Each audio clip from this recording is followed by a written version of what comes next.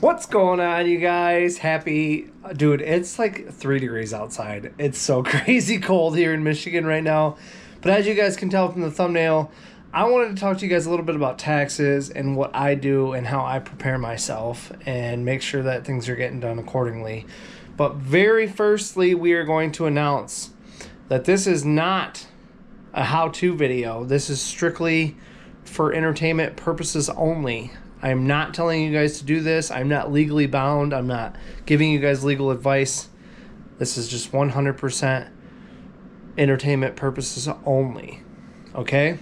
That being said, I had to minimize my computer, my TurboTax, because there's a lot of information on there I don't really want the public seeing. But so there's pretty much two main ways that you can go about running a lawn care business. One is you can do it by the book. So that means you're keeping track of all your paperwork, you're filing your taxes accordingly, you're paying your taxes, and you are reporting to the IRS what it is that your company has been making, how much revenue you're bringing in. Then you got these beautiful things called write-offs, which is what these piles of receipts that you see right here are. And this is just a fraction, you guys. This is but a fraction of what I'll be entering into my computer. A lot of it is on my... Okay, so let me back up real quick. I run my company legit, okay? I don't hide anything from the IRS. I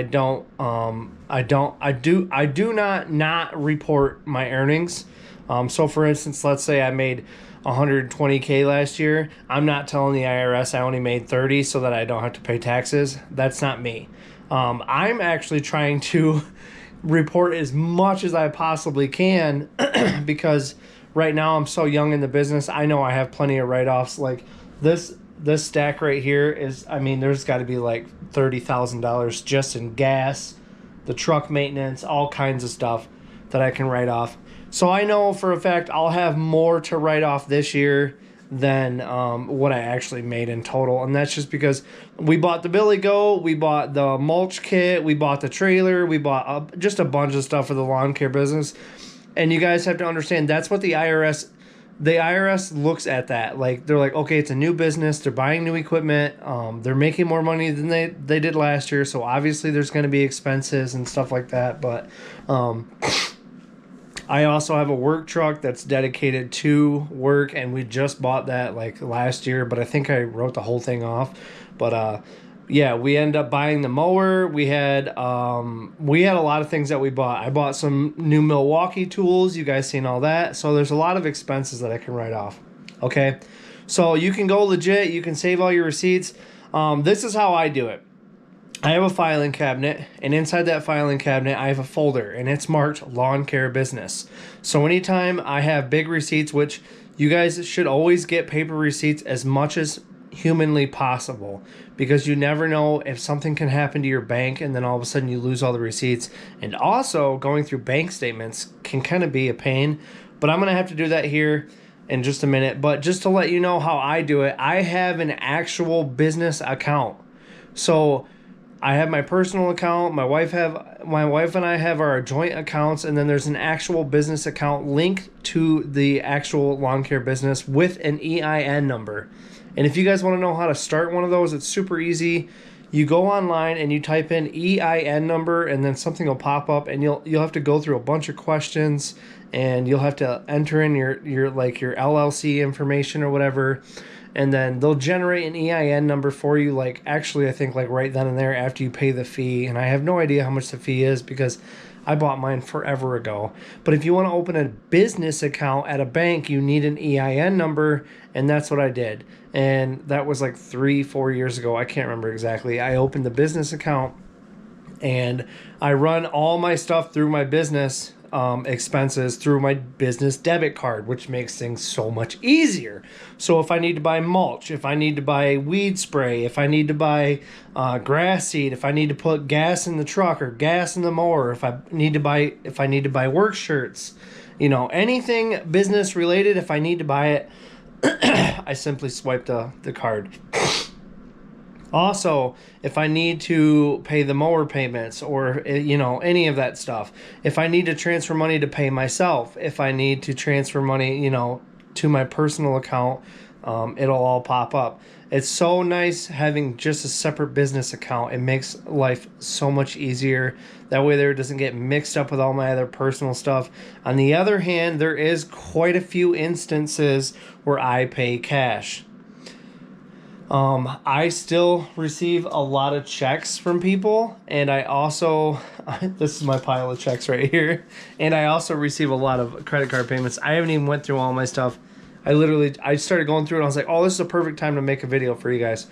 But I still receive checks, paper checks. I have a lot of older clients and they love to write me checks, and that's totally fine. They send in the mail first of the month. I get it, blah, blah, blah, whatever it is. So yeah, I get paid cash, and then also people pay me check, and then people pay me through the app, but it all goes into my business account. So if I want to see how much money I've made so far, or if I have to pay taxes quarterly or whatever it may be, it's simple to look at that way. Also, keep in mind, I don't know if it's state to state, but I know in my state, anything over like $30,000 a quarter or something like that, or 30,000, yeah. So if you make $30,000 like every few months or something, you have to, I think you have to, or you really should pay taxes quarterly, something like that. I know it hasn't been an issue for my wife and I the last few years, because like my first year I made $8,000, my next year I made like 17 grand, and then the next year it was like 26 grand, and then I think we made like 40,000, and then I think last year it was like 56 grand or something like that. So it's been going up slowly, but it's nothing we've had to worry about quarterly. But yeah, so, and then the other way that you can do taxes, you guys, is you just don't report anything to the IRS. This is strictly educational purposes only, is what I'm saying right now. So you can literally run a business if you run it by yourself. You can have an LLC, and you can have an EIN number too, and you can literally just not report any earnings to the IRS. So I'm pretty sure if you're going to get business insurance, you have to have an LLC. I don't think you need an EIN number or anything like that. But yeah, if you want to straight up just lie to the IRS and tell them, hey, I only made $4,000 this year. It's more of a side hustle than anything else. But yeah, you actually made like 60 grand or 70 grand, and you want to just pocket all that. I mean, that's totally up to how you guys want to do it. If you want to pretty much just spend the money as you're making it, that's totally up to you. I know at some point in time, the IRS is going to notice that you've been buying things. Like if you buy a house or if you buy a car, you buy these things with cash, like the IRS is eventually going to look at it and be like, well, where's this money coming from? But I doubt they will for a long time, because the IRS doesn't care about somebody who makes $20,000 a year, for lawn care, or 27 weeks out of the year, whatever it may be. You're just a small little tiny blimp on their radar. They're probably not paying any attention to you whatsoever, so you don't have to worry about getting audited by the IRS. And if you're accepting pretty much just cash and you're not putting any of it into the bank, the IRS has no proof that you made that money anyway. So if you wanted to, you could run a cash business, a cash lawn care business, or side hustle, whatever it may be. You can also, even if you wanted to, you can just say you're an LLC, like if people ask, or if you want to put it in your name, like LLC. You don't have to you don't have to actually register for an LLC. There's nothing stopping me from just putting DeWolf Lawn Care LLC on my Google name. Like who's gonna look into it and see if it's legit or not? I don't know. Are there benefits to putting LLC? I don't know. I kind of think so. It kind of makes you stand out a little bit more as an actual company. But if you want to do straight up cash and just accept checks from people and then just deposit those checks right into your personal account or whatever it may be, it's the checks that are probably going to get you in trouble. That's what you want to, kind of try to stay away from. You kind of want to just try to do cash as much as possible. But yeah, it's totally possible to run a cash business and not have to do any taxes whatsoever. And then you slowly just put that money into your bank account, and then you just pretty much pay cash for, I don't know, anything else. Like if you buy a new mower, trailers, trucks, anything like that, you just pay cash. And then you just slowly grow your business that way, if that's something you wanted to do.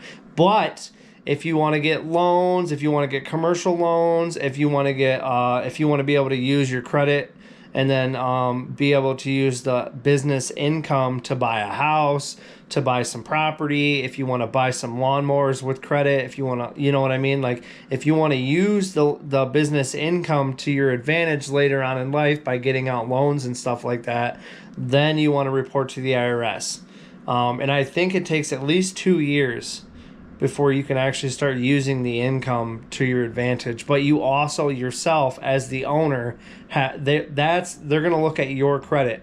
At least my bank did, because I went in there a few days ago and I was looking to acquire a credit card because it's 5% cash back on anything of my choosing, which is insanity. So I was like, why am I using my debit card? Let me try the credit card. So when I went in there and applied, they used my business income and they used my personal credit score. So that's what they'll do for you, I believe, unless it's just my bank. But no, that's what I do with my taxes. And I'm going to be sitting here for a few hours. But the thing is I use TurboTax. And I don't think it'll probably cost me $100 to file my taxes, maybe. And then there's a lot of things that I write off, like this computer that I bought this year. I bought this in April, and I bought this for the YouTube channel, and I bought it so I can do my taxes on here, my quotes on here, all the stuff I need for the business. Like this computer, 100% of the time literally gets used for the business. And the YouTube channel is 100% part of the business. It's part of the advertising. The IRS can't look at me and say, Brian, well, you talk a lot about YouTube or you talk a lot about lawn care. I don't really know how that's good for the blah, blah, blah. This is advertising, you guys. 100%. This is advertising for my business. I don't care if you live in Georgia and I live in Michigan. That's not my fault. That's not your fault. That you could just chalk that up to poor advertising. The IRS is not going to look at how badly you manage your money. And then also the room I'm sitting in right now is my office. 100%. This is my office. For some reason, I didn't qualify for a home office loan or something like that. Or home office credit, so I didn't get that. My cell phone is 100% a write-off. My clothes, 100% write-off. If you keep receipts from food, like if you're buying food, like there's a lot of things, like if you bought food for a party or something like that, or if you brought somebody out for lunch, you can use that for a tax write-off. There's a ton of different things that you guys can write off. A lot of people don't even know. But I mean, I've got receipts in here for mulch that's like $800-900. Like, there's so many things that you guys can write off. It's unbelievable. Literally, the modem I bought, this modem right here for my internet, because my wife and I upgraded our internet from like 3 gigabytes to now it runs at like 700 or 800 megabytes or whatever. It's really fast. But this thing was like $400. That's a write-off. My AirPods that you guys see me use all the time in my videos, that's a write-off. The GoPro I'm actually filming on, that is a write-off. Everything, the phones, the interest on my truck payments, the gas mileage, the gas receipts, the oil changes, the oil plugs, everything is a write-off, you guys. And a lot of people don't realize, like, you just, you know, if you stay organized, and you, like I said, I put all my stuff in a filing cabinet. Everything that's paper, I put it in a filing cabinet. I save all my receipts, and this is exactly how I do it. We'll picture like I have to go to Site 1 and I have to pick up some sprinkler stuff and some plugs or whatever, and then I got to go to Lowe's and I got to pick up, I don't know, a couple pieces of edges or whatever it may be. So I get in my truck in the morning and I drive to Lowe's, I buy my stuff, I get my receipts. And then not only do I have a paper receipt, but I swiped my business debit card, and so now I have that transaction documented as well. And then I go from there, I go to Site 1, I pick up all my stuff, I do the same thing, I swipe my business card, I get my paper receipts. And then you guys, this is what's very important, this is what sets me apart from a lot of people. As soon as I get into my truck, I put my stuff away or whatever, and I get into my truck, the first thing I do before I put my key in the ignition is I take my receipts and I stick them in my center console where I'm up front in my center console, okay? And then I go about my day, I go work my, 8, 9, 10 hours or whatever it may be, and then when I come home, I literally have made this a habit. When I come home, I open up my center console and I grab my receipts. I walk into the house, I take my shoes off, and I walk right into my office. I open up my filing cabinet and I stick all my receipts right into my lawn care business, blah, blah, blah. Because you guys, at the end of the day, when I go to do my TurboTax and I file my taxes on here and it tells me I made $84,000 this year, I need to get that number down. You know what I mean? Like, I need to get some write-offs. So I need that receipt from Site 1 that says $382, and I need to make sure I'm paying attention to that stuff, okay? All right. So one more thing. When it comes to buying a house, so for instance, let's say you made $50,000 in 2023 and you wrote off just as much. Let's say everything you made, you wrote off and then some or whatever. So you got a big old fat tax check coming in 2023. And then let's say you did that same exact thing, because if you go to buy a house or some kind of residential property like that, when you're going to the bank's going to look at your credit score and they're going to want 2 years of employment. They're going to want 2 years of income. And they're going to look at your company and say, all right, Brian, you run a good lawn care company. It says you made $50,000, but unfortunately you wrote off $50,000. So what they're going to tell me is I didn't make any money in 2023. So again, you got to pick and choose your battles. Luckily, we've been able to use my wife's income. So when we had to buy this house, we ended up just using my wife's income, and she had absolutely no freaking debt whatsoever. So her debt ratio was actually just fine. And then when it comes to vehicles, I don't think they care. You can have a job for I haven't tried it with a vehicle, but from my understanding, they just care about your credit report and if you have a job. They don't even care if you're at that job for 3 days. You'll probably just end up with a really high car payment or whatever it may be. But if you want to buy it with the business income,